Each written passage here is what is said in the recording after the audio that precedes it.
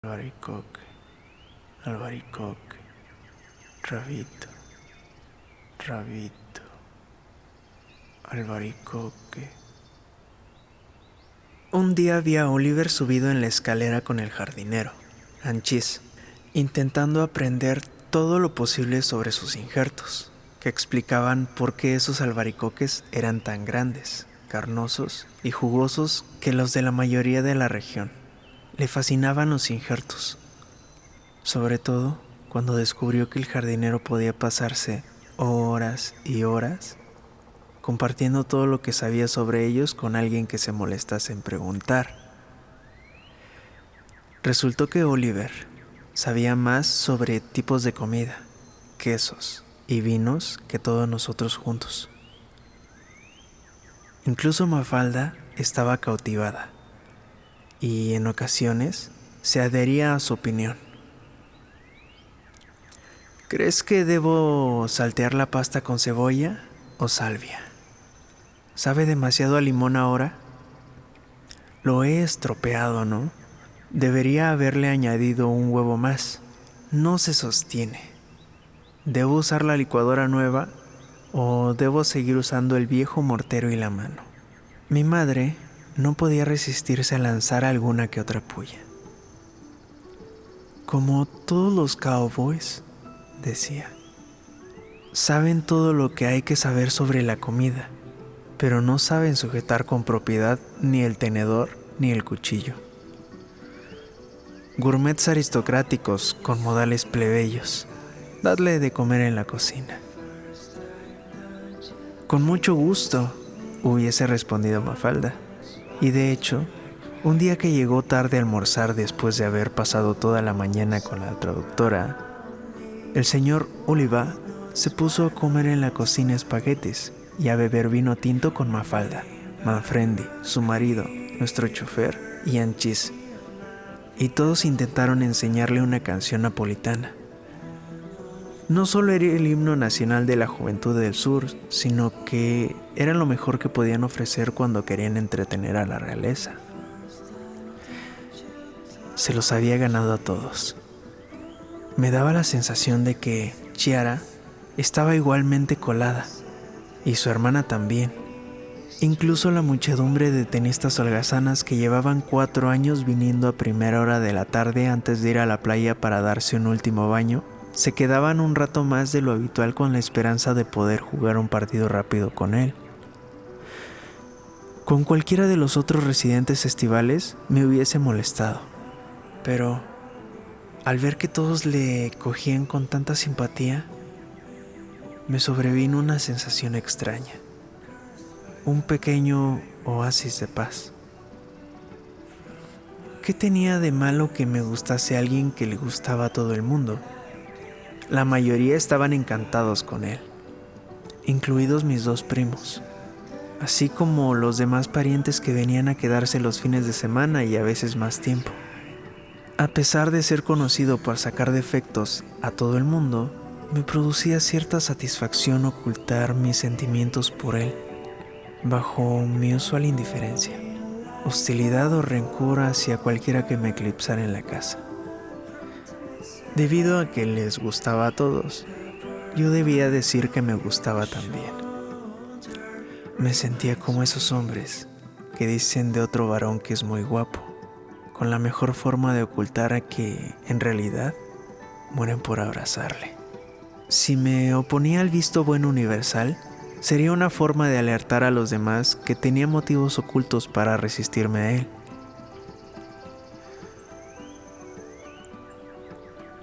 Oh, me gusta mucho, decía durante los primeros 10 días cuando mi padre me preguntaba qué pensaba de él. Había utilizado de forma intencionada palabras muy comprometedoras, pues así nadie sospecharía que había un doble fondo en la secreta paleta de matices que empleaba para referirme a él. Es la mejor persona que he conocido en mi vida, dije la noche en el que el pequeño bote en el que había salido a navegar con Anchis por la tarde tardó en volver y comenzamos a buscar el teléfono de sus padres en Estados Unidos, por si debíamos de darles una terrible noticia. Aquel día incluso me animé a dejar mis inhibiciones y demostré mi dolor de la misma manera que el resto lo estaba demostrando. Pero también lo hice para que nadie pudiese sospechar que había unos deseos mucho más secretos y desesperantes. Hasta que me di cuenta, para mi vergüenza, de que había una parte de mí a la que no le importaba que se muriese. Había algo incluso excitante en la idea de que su cuerpo hinchado y sin ojos arribase finalmente a nuestras costas. Pero no podía engañarme. Estaba convencido de que todo el mundo lo deseaba tan físicamente como yo. Ni había alguien dispuesto a viajar la distancia que yo estaba preparado a recorrer por él. Ninguno había estudiado cada hueso de su cuerpo, tobillos, rodillas, muñecas, dedos de las manos, de los pies. Nadie codiciaba cada pliegue de sus músculos. Ninguno se lo llevaba a la cama cada noche. Y al verlo por la mañana tumbado en su cielo junto a la piscina, le sonreía. Y cuando una sonrisa se aproximaba a sus labios, pensaba: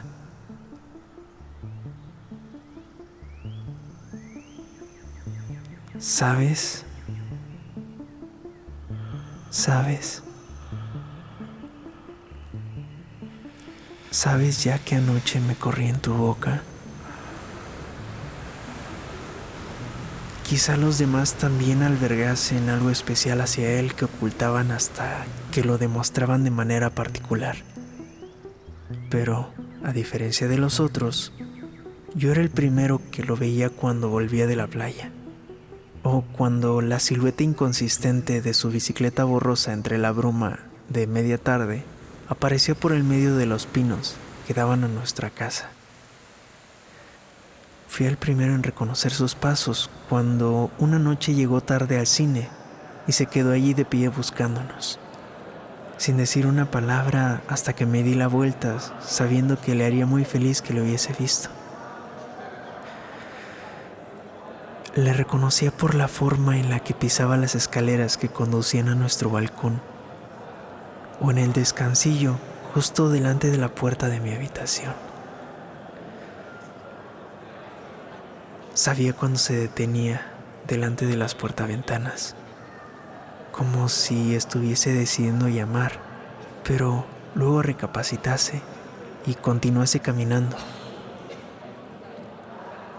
Sabía que era él quien conducía la bicicleta por la forma en la que ésta derrapaba siempre de manera juguetón en el camino de gravilla. Y después seguía rodando, a pesar de que era imposible de que tuviese tracción, para luego pararse de forma repentina, enérgica y decidida, y proferir una especie de «voilà» al bajarse. Intentaba tenerlo siempre dentro de mi campo de visión. No dejaba que se alejase de mí nunca, excepto cuando no estaba conmigo. En ese caso, no me importaba demasiado lo que hiciese, mientras se comportase igual con los demás que conmigo. No le permitía ser otra persona cuando estaba lejos, ni alguien que yo no hubiese visto. No toleraba que tuviese una vida diferente a la que tenía con nosotros, conmigo.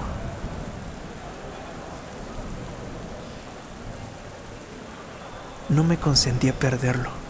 Sabía que no podía sujetarlo, que no tenía nada que ofrecerle, ningún señuelo para atraparlo. No era nada, solo un crío. Él simplemente distribuía su atención cuando la ocasión le parecía idónea. Cuando vino a ayudarme a entender mejor un fragmento de Heráclito, puesto que yo tenía la determinación de leer a su autor. Las palabras que me vinieron a la cabeza no eran caballerosidad, o generosidad, sino paciencia, aguante.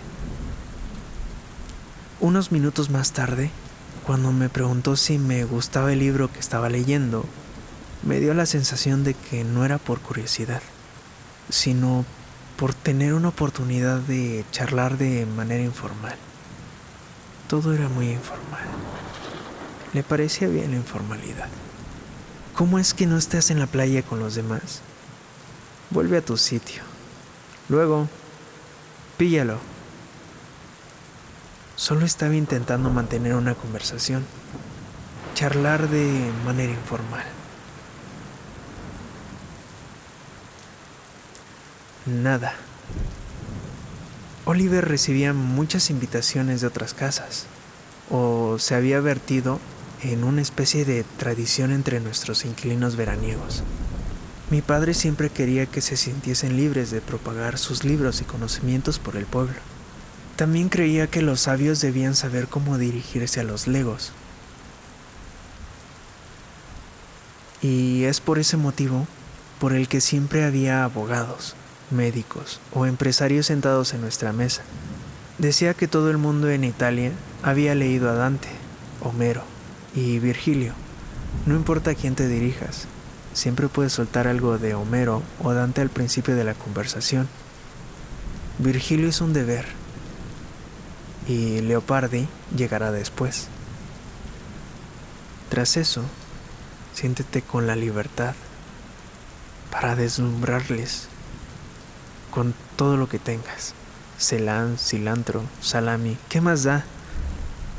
Esto también tiene la ventaja de que da la posibilidad a todos los residentes de perfeccionar su italiano. Uno de los requisitos para la residencia, que estuviesen de rondas de cenas por todo B, tenía también otro beneficio. Nos libraba de tenerlos en nuestra mesa todas y cada una de las noches de la semana. Pero las invitaciones de Oliver se habían vuelto vertiginosas. Chiara y su hermana lo querían al menos 2 veces por semana. Una caricaturista de Bruselas lo solicitaba para sus supers de domingo, a las que siempre estaban invitados los escritores y especialistas de los alrededores. Luego, los Moreschi, que vivían 3 casas más abajo, los Malaspina de N, y los conocidos ocasionales que rompían a tocar en una de las tabernas de la Piseta o en Le Dancing. Todo esto sin mencionar sus partidas de póker y bridge, que se organizaban de una forma totalmente desconocida para nosotros. Su vida, al igual que sus papeles, incluso cuando daba la impresión de ser caótica, estaba meticulosamente compartimentada. En ocasiones se saltaba la cena del todo y tan solo le decía a Mafalda: "Esco, me marcho". Su esco, me di cuenta lo bastante pronto, era tan solo una versión del luego, un adiós incondicional y sumario que no se exponía mientras te ibas, sino cuando ya estabas fuera. Se pronunciaba de espaldas a aquellos de los que te despedías. Me daban pena las víctimas que deseaban apelar, presentar declaración. Ignorar si se iba a personar en la cena era una tortura, pero era soportable. El auténtico trauma consistía en no atreverme a preguntar si asistiría. Que se me saliese el corazón del pecho si por fin oía su voz, o le veía sentado en su sitio cuando ya casi había perdido la esperanza de que aquella noche se encontrase entre nosotros, mostrándose de repente como una flor envenenada. Verle y creer que se iba a reunir con nosotros para cenar, y luego escuchar un esco tajante, me enseñó que hay ciertos deseos que deben ser sujetados con alfileres, como las alas de una radiante mariposa. Quería que se fuese de nuestra casa, para así poder darle el portazo definitivo. También deseaba que se muriese. Y así, como no podía dejar de pensar en él, y de preocuparme por cuándo sería la próxima vez que lo vería. Al menos su muerte acabaría con todo ello. Incluso ansiaba matarle yo mismo, para así darle a entender lo que su mera existencia había llegado a importunarme, lo insoportable que era su felicidad con todo y con todo el mundo, el llevar las cosas con tanta calma, su insaciable no me molesta tal o tal cosa, los brincos por encima de la valla hacia la playa, cuando todos los demás abrían antes la puertezuela, sin mencionar los bañadores, su lugar en el paraíso, su descarado luego y la manera de chasquear los labios al beber zumo de albaricoque.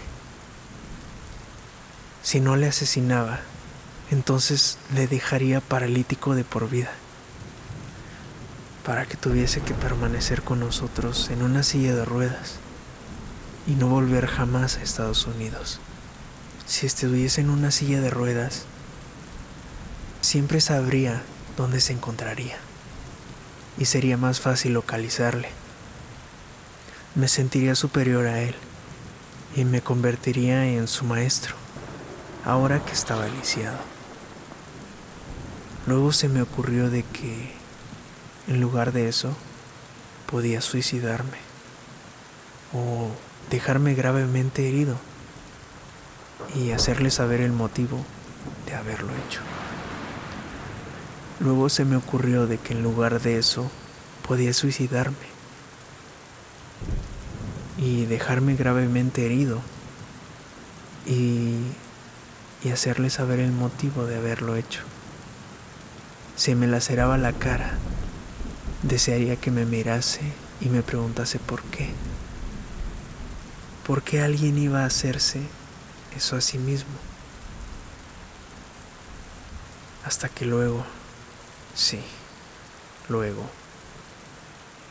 años más tarde, atase cabos y se diese golpes contra la pared.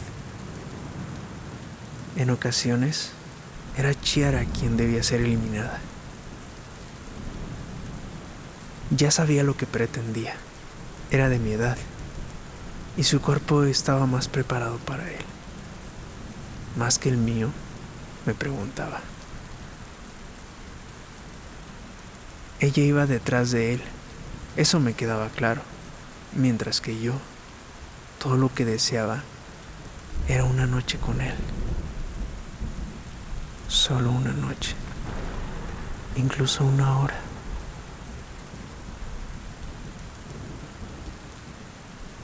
Aunque fuese solamente para determinar si quería pasar alguna otra o más con él después de la primera.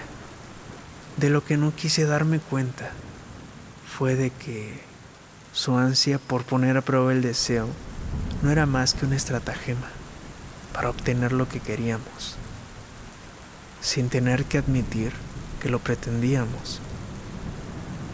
Me dio pavor pensar lo experimentado que podía ser él.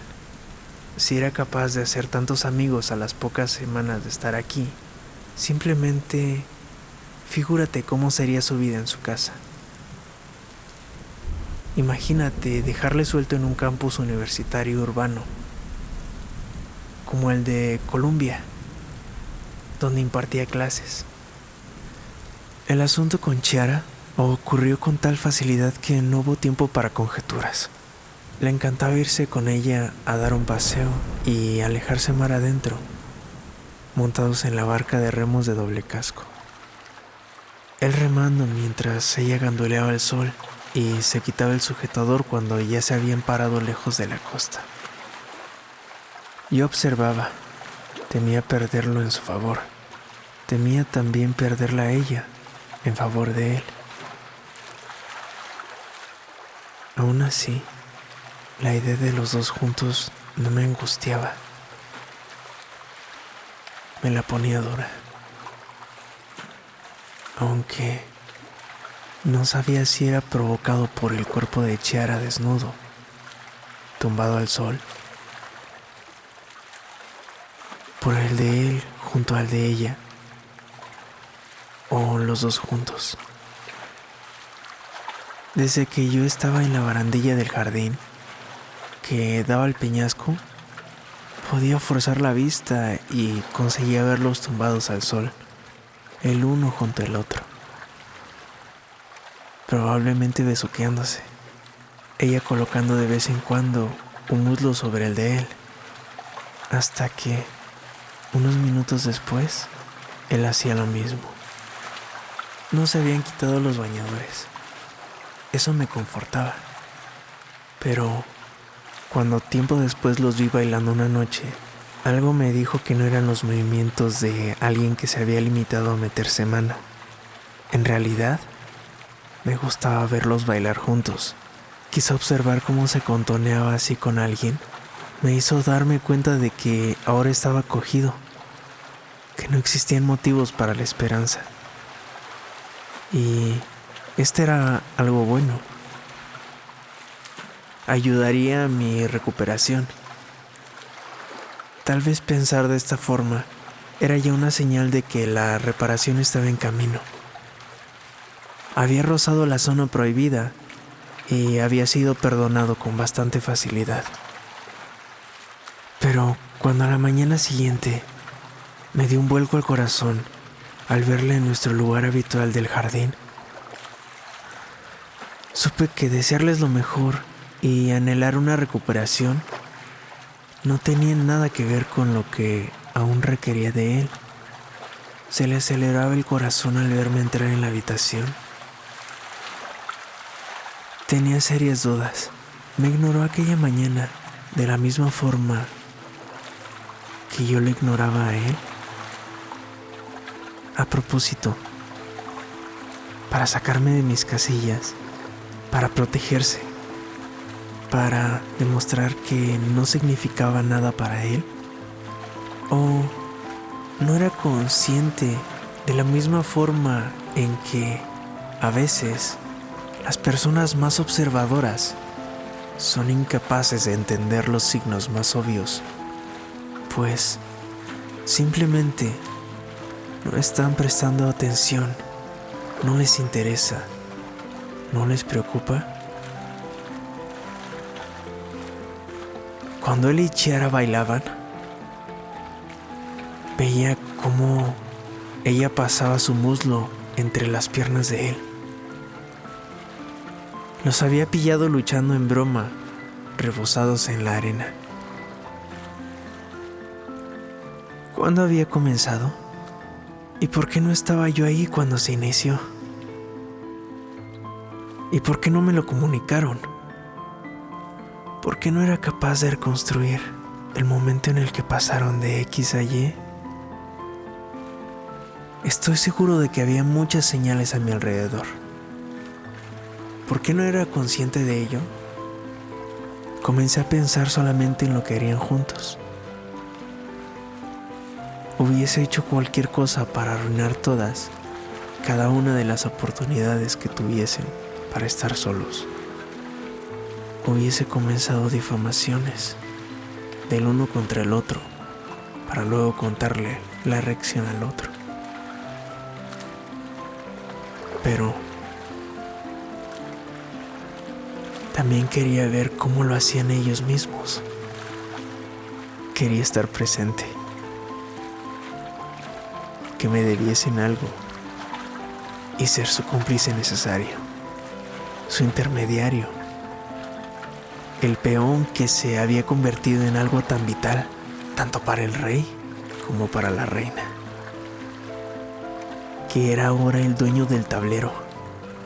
Comencé a decir cosas agradables sobre ambos, fingiendo no tener ni idea de cómo marchaba todo entre ellos. Pensaba que yo estaba siendo muy coqueto. Ella dijo que sabía cuidarse. ¿Estás intentando emparejarnos?, me preguntó ella con un cierto tono de burla en su voz. De todos modos, ¿a ti qué más te da?, me preguntó él.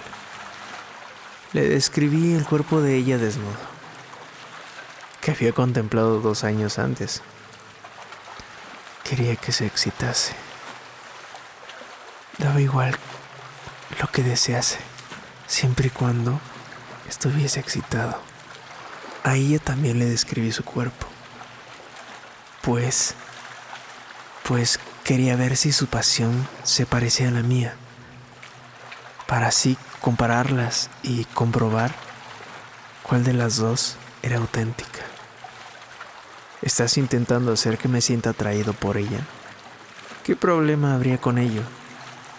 Ningún problema. Excepto que a mí me gusta ir por mi cuenta, si no te importa. Me llevó un tiempo entender lo que buscaba en realidad. No solo quería que se excitase en mi presencia o hacer que me necesitase, sino que le animaba a hablar sobre ella a sus espaldas. Iba a convertir a Chiara en el cotilleo entre 2 hombres. Eso permitiría un calentamiento de ambos a través de ella. Salvar la distancia entre los dos al admitir que nos atraían la misma mujer. Tal vez solo quise hacerle saber que me gustaban las chicas. Mira, es muy amable de tu parte y yo te lo agradezco, pero déjalo. Su rechazo me indicaba que no iba a seguirme el juego. Me puso en mi lugar. No, él es muy noble, pensé. No como yo, insidioso, siniestro, básico. Eso potenció mi agonía y provocó en mí unas marcas de vergüenza. Ahora, además de la deshonra de desearle de la misma manera que Chiara, le respetaba, le temía y le odiaba por conseguir que me odiase a mí mismo. La mañana siguiente de verles bailar, no hice ningún ademán de ir a correr con él, ni tampoco lo hizo él. Cuando finalmente lo saqué a colación, puesto que el silencio sobre la materia se había vuelto insoportable, me dijo que ya había ido. Está siendo un poco dormilón últimamente. Qué listo es, pensé yo. De hecho, durante las últimas mañanas me había acostumbrado tanto a que me esperase que me confíe y dejé de preocuparme de cuándo me levantaba. Así aprenderé. A la mañana siguiente, a pesar de que yo quería ir a nadar con él, ir al piso de abajo hubiese sido como la reacción de alguien escarmentado tras una eventual regañina. Así que me quedé en mi habitación, tan solo para demostrar que estaba en lo cierto. Oí cómo andaba con cuidado por el balcón, casi de puntillas. Me estaba evitando. Bajé mucho más tarde. Para entonces, él ya se había ido a entregar las correcciones y recoger las últimas traducciones de la señora Milani. Dejamos de hablar, incluso cuando compartíamos espacio por las mañanas. Las conversaciones eran a lo sumo vagas y superfluas. Ni siquiera se le podía llamar charlar. No le molestaba. Probablemente ni siquiera lo hubiese reconsiderado. ¿Cómo puede haber gente que atraviese un infierno para estar cerca de otra persona, mientras ésta no tiene ni la más remota idea de nada, y ni tan siquiera le dedica un pensamiento durante semanas o intercambia algunas palabras con él? ¿Podría Oliver imaginarse algo? El romance con Chiara comenzó en la playa. Después dejó de lado el tenis y comenzó a dar paseos en bici por las tardes con ella y sus amigos a través de las lejanas colinas del oeste, paralelas a la costa. Cierto día, cuando eran demasiados para ir a montar en bici, Oliver me preguntó si me importaba dejarle mi bicicleta a Mario, pues yo no la estaba utilizando. Hizo que me volviese a cuando yo tenía 6 años. Me encogí de hombros, dando a entender un adelante. Me daba completamente igual. Pero cuando se fueron, subí corriendo a mi cuarto y me rompí a llorar sobre mi almohada.